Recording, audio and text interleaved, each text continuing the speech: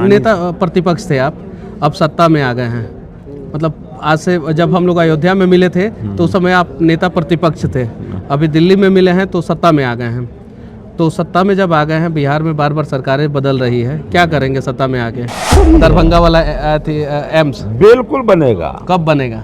अब तो आया है भाई, अवसर तो दीजिए। अरे अवसर तो 2015 से एम्स पास हुआ है, अभी तक नहीं बना। 2024 हो गया, 9 साल में आप लोग एम्स नहीं बनवा पाए। आप अवसर देकर देखिए, केंद्र का मंशा है। अभी हम लोग घूम जाएंगे यहाँ पे एयरपोर्ट में ना, तो 10 आदमी ऐसे मिल जाएंगे जो एम्स में इलाज कराने बिहार से आए थे। अभी पीछे घूम जाएंगे तो आज भी नदी से नदी को नहीं जोड़ा गया। और उसके बाद 2002 में मुख्यमंत्री बने नरेंद्र दामोदर दास मोदी गुजरात में, और उन्होंने नर्मदा के पानी को जो है गुजरात के कच्छ और रण में पहुंचा दिया।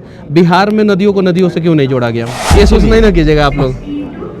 पूछ लेना पड़ता है, क्योंकि अभी जो है कुछ दिन पहले जब दूसरी सरकार थी तो उसने मेरे ऊपर एनएस लगा दिया था। एक दो सवाल सरकार के समय में जो आपको जो है समस्या आया था, तो उस समस्या का निदान तो एनडीए सरकार में हुआ। ये निदान करने वाली सरकार है। हरीश सहनी जी, हम बिहार के लोगों को क्या आश्वस्त करते हैं कि इस बार जो बजट सत्र होगा उसमें ये बिहार में बाढ़ के लिए आवाज़ उठाएंगे। बाढ़ ना आए इसके लिए, बाढ़ से निजात मिले, नदियों से नदियों को जोड़ा जाए, इसके लिए आवाज़ उठाएंगे। नहीं, बिल्कुल निश्चित रूप से। अगर आप सवाल नहीं कर सकते हैं तो हम सवाल लिख के दे देंगे। अगर आपके पास आदमी है, अगर आप हैं लिख सकते हैं तो आप लिखिए।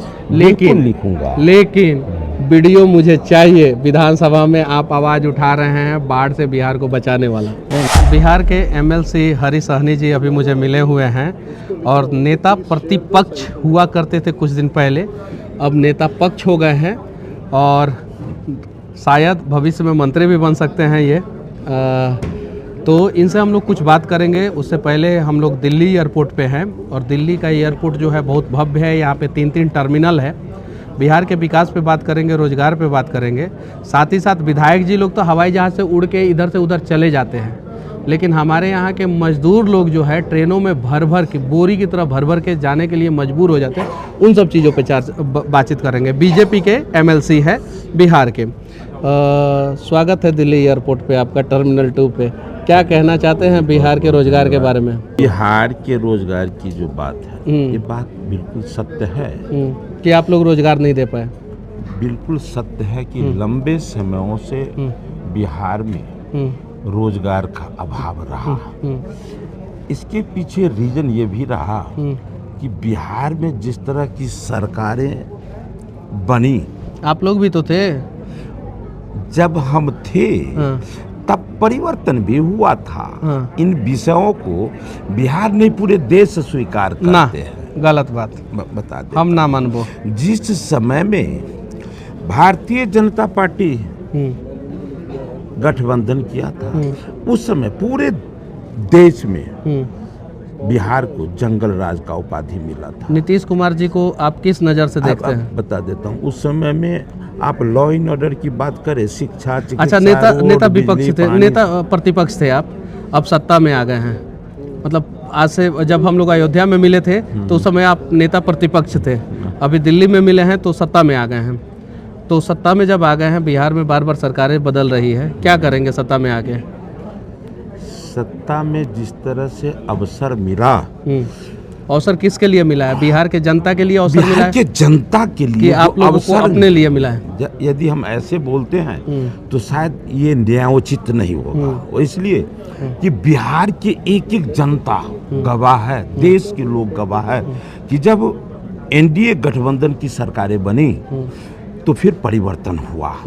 सबों ने देखा, चाहे शिक्षा हो, चिकित्सा हो, बिहार में कितना परिवर्तन हुआ। बिहार के परिवर्तन से आप बिहार की ही तो बात कर रहा हूँ। संतुष्ट हैं बिहार के परिवर्तन? बिहार संतुष्टि का क्या सवाल है भाई? जो संतुष्ट हो जाएगा तो फिर विकास रुक जाएगा। ये संतुष्टि की बात नहीं है। आप मिथिला क्षेत्र, बहुत सारा आप मिथिला क्षेत्र से आते हैं। अटल बिहारी वाजपेयी 2001 या 2 में जब आए थे, बिहार में बाढ़ आया था, हेलीकॉप्टर सर्वे कर रहे थे उस समय, उन्होंने कहा था कि बिहार को बाढ़ से अगर निजात चाहिए तो हम लोग नदियों से नदियों को जोड़े। 2001 या 2 की बात है ये, ठीक है। और आज जो है 2024 हो गया, लगभग 22 साल बाद जो है वही समस्या बिहार में है। आज भी नदी से नदी को नहीं जोड़ा गया। और उसके बाद 2002 में मुख्यमंत्री बने नरेंद्र दामोदर दास मोदी गुजरात में, और उन्होंने नर्मदा के पानी को जो है गुजरात के कच्छ और रण में पहुंचा दिया। बिहार में नदियों को नदियों से क्यों नहीं जोड़ा गया? देखिए, ये हमारे स्वर्गीय अटल बिहारी वाजपेयी जी का ये थीम था।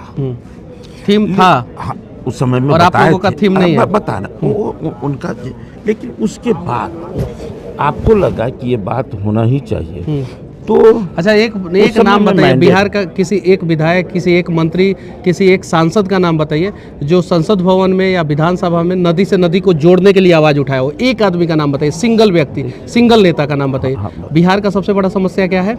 पलायन और बाढ़ है, उसके बाद शिक्षा और स्वास्थ्य है। पलायन और बाढ़ सबसे बड़ा समस्या है। बाढ़ को से बिहार को बचाने के लिए किस नेता ने विधानसभा में या लोकसभा में आवाज उठाया? मुझे आप एक बात बता दें कि आज हम लोग मानते हैं कि युवाओं का जोश और हम जो बुजुर्गों का होश। सुनिए ना, हम जो पूछे वो बताइए कि किस बिहार का विधायक या सांसद या मंत्री ने नदी से नदी को जोड़ने के लिए आवाज उठाया संसद भवन में या विधानसभा में? किस एक आदमी का नाम बताइए, सिंगल। जिनका किसी ने नहीं उठाया। जिनका ये अगर आपको पता है तो आप बताइए। सुनिए, हम बता रहे हैं, हम आपसे रिक्वेस्ट कर रहे हैं हाथ जोड़ के, क्या आप विपक्ष में थे, अब पक्ष में हो गए हैं? बिहार में बजट सत्र जो चलने वाला है, अभी 12 तारीख के बाद जो बजट सत्र चलने वाला है, उसके बाद जब शपथ ग्रहण हो जाएगा आप लोगों का तो बजट सत्र चलेगा, तो क्या विधानसभा में हरीश सहनी जी खड़ा होके बाढ़ से बिहार को बचाने के लिए आवाज उठाएंगे? एक ही मुद्दा थोड़ी है जो इसी पर केवल उठाऊंगा। हाँ। उठाऊंगा, लेकिन मुद्दा तो बहुत सारा। नहीं, इस मुद्दा को उठाएंगे कि नहीं? वो विषय कैसे सॉल्व होगा, और हमारे प्रधानमंत्री जी भी निश्चित रूप से, देखिए बार बार कह रहा हूँ कि हम अभी बोले हैं इस विषय को कि जब हमारे वाजपेयी जी के मन में ये बात आया तो फिर हमारे मन में क्या बात आया कि वाजपेयी जी को हट जाना पड़ा। यदि उन विषयों को मैं बिहार की जनता यदि हम ध्यान दिए हुए होते तो निश्चित रूप से उनका वो सपना पूरा होता। लेकिन गलती से एयरपोर्ट पे टकरा गए थे तो हम सोचे कि इनको बैठा के जो है इनसे थोड़ा कड़वे सवाल पूछते हैं और बिहार के बारे में पूछते हैं। संजोग से 15 दिन पहले जब टकराए थे अयोध्या में तो उस समय विपक्ष में थे, और इस बार जो टकराए हैं तो इस बार पक्ष में आ गए हैं। तो विपक्ष में जब थे तब भी मैंने इनसे सवाल पूछ लिया, और अभी पक्ष में आ गए तो भी सवाल पूछ लो। ठीक है। बिहार में एक एयरपोर्ट है पटना में, उसका भी रनवे छोटा है, लेकिन कहा जाता है कि बिहार के जितने विधायक, सांसद, मंत्री हैं वो लोग चाहते ही नहीं है कि जो पटना में जो एयरपोर्ट है उसको हटा के बिहटा भेजा जाए, क्योंकि आप लोगों के आवास के बगल में एयरपोर्ट है, आप लोगों को 2 मिनट में हवाई जहाज मिल जाता है, जबकि रनवे छोटा है उसका। इस पे क्या कहना चाहते हैं? ये बात पूरा देश जान रहा है। पूरा देश नहीं, केवल बिहार जान रहा है कि आज जो प्रगति, चाहे वो हॉस्पिटल हो या एयरपोर्ट, भारतीय जनता पार्टी के कार्यकाल में हुआ है, वो कभी नहीं हुआ था। ये बात सही है, ये बात सही मानते हैं तो लेकिन सरकार ध्यान देती है इसीलिए तो नहीं, विकास की आंधी जो है अब वो पूरे देश में चल रही है, लेकिन वो बिहार में क्यों नहीं आ पा रहा है? बिहार में क्यों? अभी तो दरभंगा में एयरपोर्ट प्रारंभ हुआ, कैसे विषम परिस्थिति में जो सरकारें थी उनका कितना सहयोग रहा, फिर भी यहाँ चूंकि हमारे नरेंद्र मोदी जी के मन में दृढ़ संकल्प था कि वहाँ स्टार्ट होना चाहिए, प्रारंभ होना चाहिए, निश्चित रूप से वहाँ प्रारंभ हुआ। अब जो जमीन की बातें थी उसमें कितना सहयोग मिला वो आप लोग भी जानते हैं, लेकिन अब पूरा भरोसा नहीं पूरा अब तो सत्ता में आ गए हैं, यही तो कह रहा हूं। अब तो जमीन मिल जाएगा ना? बिल्कुल मिलेगा। अब आप मतलब पहले विपक्ष के नेता थे, विपक्ष में सदन में जो है बीजेपी की आवाज उठाते थे, बिहार की आवाज, अब तो सत्ता में आ गए हैं। पूरा आवाज उठाऊंगा। एम्स, दरभंगा वाला एम्स बिल्कुल बनेगा। कब बनेगा?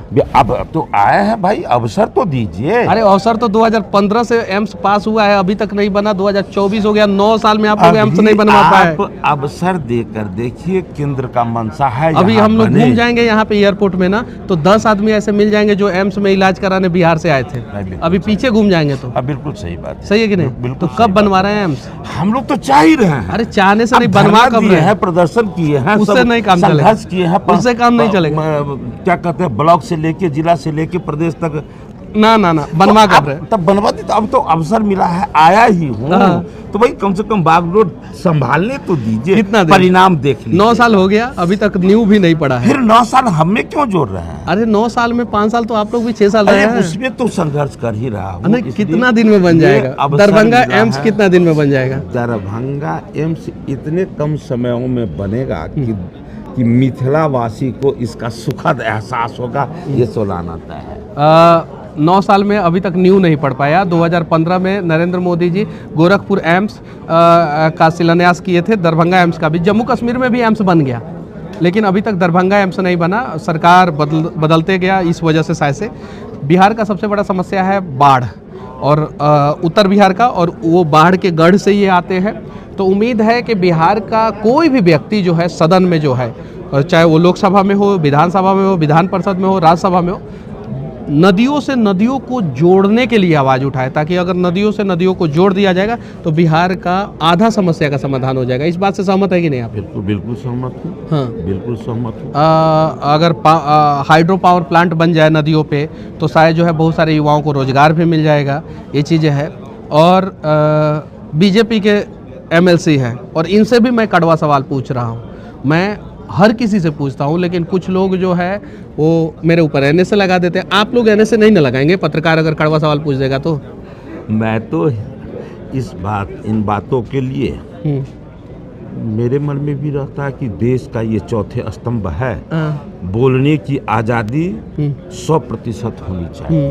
यदि ऐसा नहीं होगा तो फिर जिनके मन में जो भाव आएगा वो अपना काम करते रहेंगे, कोई कहने वाले नहीं रहेंगे। केस नहीं ना कीजिएगा आप लोग। पूछ लेना पड़ता है, क्योंकि अभी जो है कुछ दिन पहले जब दूसरी सरकार थी तो उसने मेरे ऊपर एनए लगा दिया था। 1-2 सवाल दूसरी सरकार के समय में जो आपको जो है समस्या आया था, तो उस समस्या का निदान तो एनडीए सरकार में हुआ। ये निदान करने वाली सरकार है। चलिए, बार बार आप लोगों की सरकारें बदल जा रही है। नीतीश कुमार जी अब आपके साथ रहेंगे कितने दिनों तक, इसके बारे में कुछ भविष्यवाणी कर दीजिए। देखिए, ये भविष्यवाणी की बात तो भारतीय जनता पार्टी जब भी सरकार में आई है, गठबंधन में, उद्देश्य रहा है कि किसी भी तरह से बिहार का भला हो। और जब जब आए हैं हम सरकार में, बिहार में परिवर्तन हुआ भी। लेकिन अब ये कितने दिनों तक गठबंधन रहेगा, ये बात तो मेरे मन में आता है कि माँ बाप भी अपने औलाद को जन्म देते हैं तो वो आयु उस समय तय थोड़ी। अच्छा, एक बात बताइए, हम लोग जब चेकिंग कर रहे थे तो सैकड़ों युवा आए, मेरे साथ फोटो खिंचवाए, अंदर सिक्योरिटी चेकिंग जब हो रहा था, तो उसमें से मतलब 90% युवा बिहार के थे जो यहाँ पे आके जो है नौकरी कर रहे हैं 15,000, 20,000, 22,000, 18,000, 17,000 पे। ऐसा इंफ्रास्ट्रक्चर बिहार में आप लोग कब डेवलप करेंगे?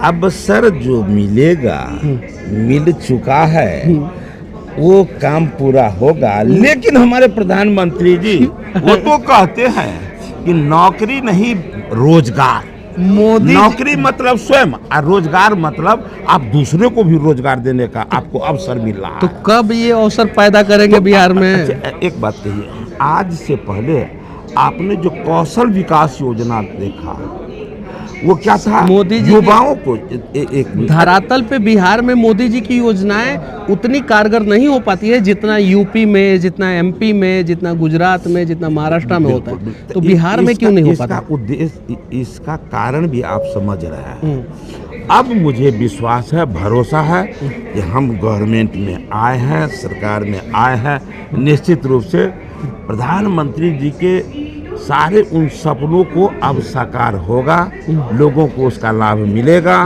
और प्रधानमंत्री जी कहते हैं कि भैया आप रोजगार, आप नौकरी खोजते हैं, आप अकेले के लिए, लेकिन रोजगार देते हैं तो आप एक से अनेक लोगों को रोजगार। अच्छा, आपने बोला कि प्रधानमंत्री जी के सपनों को पूरा किया जाएगा। हाँ। प्रधानमंत्री जी के सपनों को पूरा करने के लिए आप लोगों ने कमर कस लिया है। बिल्कुल कमर। तो फिर बिहार के जनता का सपना कौन पूरा करेगा? तो जनता का उनका सपना क्या है? उनका वो बताइए। उनका सपना रोजगार। हम रोजगार देंगे, वो बाहर पलायन से बचेगा, बाहर जाने से बचेगा, अपने प्रांत को रोजगार मिलेगा, यहाँ भय समाप्त होगा, तो दूसरे लोग भी अपना कैपिटल इन्वेस्ट करेंगे, रोजगार का अवसर मिलेगा। और भारतीय जनता पार्टी के कार्यकाल में जो आप याद कीजिए, डबल इंजन की सरकार जो कहते हैं, जब बिहार को विकास का, तो बिहार में डबल इंजन की सरकार नहीं है, बिहार में ट्रिपल इंजन की सरकार है। एगो केंद्र में बीजेपी, एगो राज्य में बीजेपी, और नीतीश कुमार का एगो और इंजन, तो 3 गो इंजन हो गया ना। आप देखिए, तो संजोग से जो है इंजनवा कभी एगो आगे लग जाता है, 2 गो पीछे लग जाता है। ये भरोसा है, भरोसा पर संसार चलता है। भरोसा है, निश्चित रूप से हमारे प्रधानमंत्री जी के मन में जो सपना है कि युवाओं को रोजगार मिले, वो रोजगार जो उनके द्वारा जो यहाँ दिया जाता है, जो आपने कहा कि जमीन पर वो नहीं उतर पाता है, वो निश्चित रूप से हम हरीश सहनी जी को क्या हरीश सहनी जी हम बिहार के लोगों को क्या आश्वस्त करते हैं कि इस बार जो बजट सत्र होगा उसमें ये बिहार में बाढ़ के लिए आवाज़ उठाएंगे, बाढ़ ना आए इसके लिए, बाढ़ से निजात मिले, नदियों से नदियों को जोड़ा जाए, इसके लिए आवाज़ उठाएंगे। नहीं, बिल्कुल निश्चित रूप से। अगर आप सवाल नहीं कर सकते हैं तो हम सवाल लिख के दे देंगे। अगर आपके पास आदमी है, अगर आप हैं, लिख सकते हैं तो आप लिखिए, लेकिन वीडियो मुझे चाहिए। विधानसभा में आप आवाज़ उठा रहे हैं बाढ़ से बिहार को बचाने वाला। नहीं, निश्चित रूप से आएगा। आप जब प्रश्न देखेंगे तो मैं जितना दिन मुझे मेरा आयु है उस सदन में,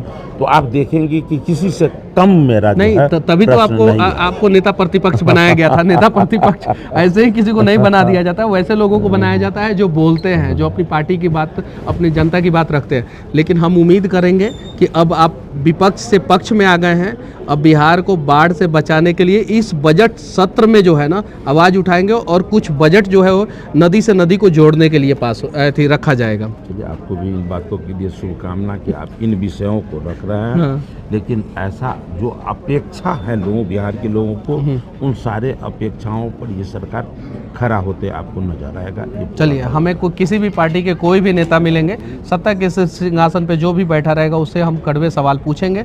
उम्मीद है नेतागण से भी कि वो लोग अपना दिल बड़ा करें और कभी भी किसी भी पत्रकार को फंसाने का या उसके ऊपर झूठा FIR करने का या उसे जेल में डालने का प्रयास ना करें। वो क्यों ना आपसे लगातार सवाल करें, लेकिन कभी भी किसी भी पत्रकार को, लेफ्ट विंग का, राइट विंग का, सेंटर विंग का, जो भी पत्रकार हो, उसको फंसाने का प्रयास ना किया जाए। और हाँ, अगर कोई पत्रकार देश विरोधी गतिविधि करे तो फिर उसके लिए सरकार जो है एक्शन ले सकती है। लेकिन अगर कोई जनता के लिए आवाज़ उठा रहा है तो कम से कम उसके ऊपर तो NSA मत लगाइए, विनती है। जय हिंद।